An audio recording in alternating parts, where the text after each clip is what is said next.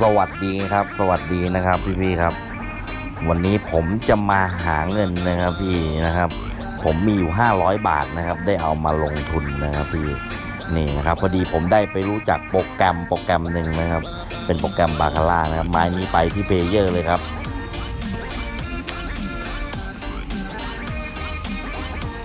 พอดีโปรแกรมนี้นะครับผมได้ไปรู้จักมานะครับผมก็มีตังค์ใช้ตลอดนะครับเงินไม่ขาดมือครับไม้แรกผมไปที่น้ำเงินนะครับสูตรให้มานะครับเดี๋ยววันนี้นะครับผมจะไปอาบน้ำซะหน่อยครับแถวรัชดานะครับไปกับเพื่อนๆนะครับพี่ๆนะครับวันนี้นะครับผมจะมาหาเงินสัก 5,000 บาทนะครับไม่ใช่เรื่องยากนะครับพี่ไม่ใช่เรื่องยากเลยนะครับมาดูนะครับพี่หมายแรกที่เพลเยอร์นะครับใส่ไปเลยนะครับพี่500 บาทครับสวยๆครับพี่สวยๆครับป๊อก8ครับนี่ครับง่ายไหมครับง่ายมากนะครับนี่ครับมี 1,000 บาทแล้วนะครับตอนนี้นะครับมี 1,000 บาทแล้วนะครับไม้นี้ผมจะไปที่แบงเกอร์เลยครับ 1,000 บาทเลยนะครับพี่ 1,000 บาทเลยนะครับตามสูตรนะครับตามสูตรนะครับของ SA Gaming นะครับไม้นี้ให้ไปที่แบงเกอร์นะครับผมอันนี้เป็นสูตรของเว็บ MGM นะครับผม ตั้งแต่ผมได้ไปรู้จักโปรแกรมนี้มานะครับจากเว็บนี้นะครับพี่ผมก็ไม่เคยเสียอีกเลยครับพี่ หมายที่2มาดูกันนะครับพี่หมายที่2มาดูกันนะครับเพลเยอร์เบาก่อนนะครับเพลเยอร์เบาก่อนนะครับอ้าวอีหมวยเปิดช้าจังอีหนูเอ้ย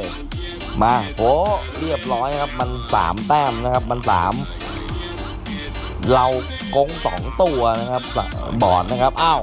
ยัดแม่มันบอดเรามี3 มีเงินแล้วเรียบร้อยครับพี่เรียบร้อยครับไม้ที่2นะครับไม้ที่2นะครับเรียบร้อยครับสวยๆครับบวกมาอีก 1,000 นะครับพี่ตอนนี้มียอดเงินอยู่นะครับ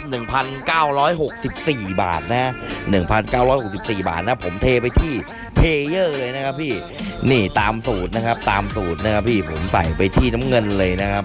ตามสูตรนะครับพี่ไม้ที่3นะครับลงทุนแค่500นะครับอะไรจะง่ายขนาดนั้นนะพี่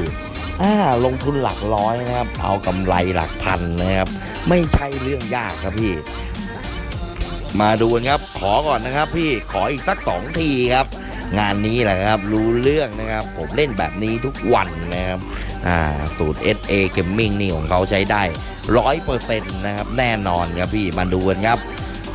เปิดมาสวยๆครับเปิดมาสวยๆนะครับโพเรียบร้อยครับไอ้แย่มาแดกสวยๆนะครับป๊อก8ไอ้7 แต้มเว้ยโอ้โหไทยเกมไอ้สัตว์เลย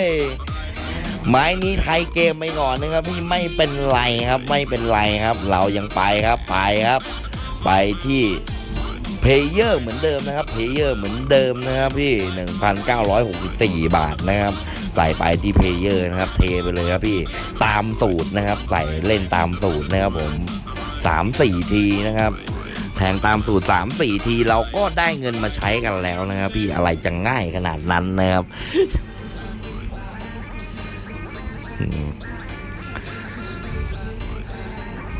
จริงๆแล้วสูตรนี้ใช้ได้แน่นอนนะครับพี่เพราะว่ามีเพื่อนคนหนึ่งนะครับแนะนำให้ผมมาใช้นะแต่ก่อนผมก็เล่นบาคาร่านะครับแบบว่าเล่นสลุยสลายมั่วๆนะครับโดนประจำนะครับพี่โดนประจำนะเดี๋ยวนี้นะครับบวกทุกวันนะครับเอาวันละนิดวันละหน่อยนะครับพี่แต่เราก็บวกทุกวันแน่นอนครับ2 แต้มมันบอดครับโอเคครับกงไปครับกงไปครับกงคนละตัวนะครับกงโอ้โหแดกครับเรา2 แต้มเห็นไหมครับแดกอีกครับสวยๆครับสวยๆนะครับพี่ไม้ที่3นะไม้ที่3ตอนนี้มียอดเงินอยู่ 3,941 บาทนะครับผมจะเทไปอีกครับที่แบงเกอร์นะครับพี่ที่แบงเกอร์นะครับใส่ไปให้หมดยูทเลยครับพี่ใส่ไปให้หมดยูทเซอร์เลยนะครับนี่นะครับไม้ที่4นะครับพี่ไม้นี้ไม้ที่4นะครับไม้นี้ถ้าเกิดบวกครับถอนเลยครับพี่เลิกครับได้เงินไปใช้กันแบบง่ายๆนะครับพี่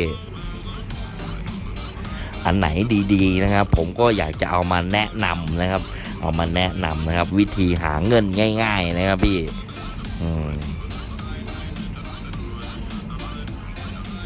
เพเยอร์นะครับเพเยอร์เบาๆไปก่อนนะครับ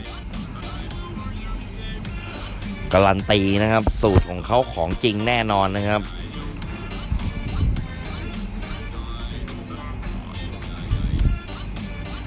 โอเคครับมัน5แต้มครับมัน5แต้มครับ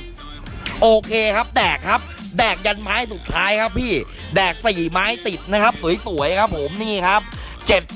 7,713 บาทนะครับพี่ 7,713 บาทครับลงทุนง่ายๆครับเพียง500 บาทนะครับผมนี่นะครับผมนะครับฝากสูตรด้วยนะครับจากเว็บ MGM นะครับพี่เป็นสูตรของ SA ครับใช้ได้แน่นอนครับ 100% ครับผมนี่นะครับใครอยากนะครับได้วิธีหาเงินกันง่ายๆแบบนี้นะครับพี่นะฮะทักเข้ามาเลยนะครับทักเข้ามาเลยนะครับผมสามารถทักกันเข้ามาเลยนะครับง่ายๆแบบนี้ได้เงินกันทุกวันแน่นอนครับผมวันนี้ผมก็ขอลาไปก่อนนะครับได้เงินไปแล้วนะครับพี่ขอไปลงอาบน้ำกันสักหน่อยนะครับพี่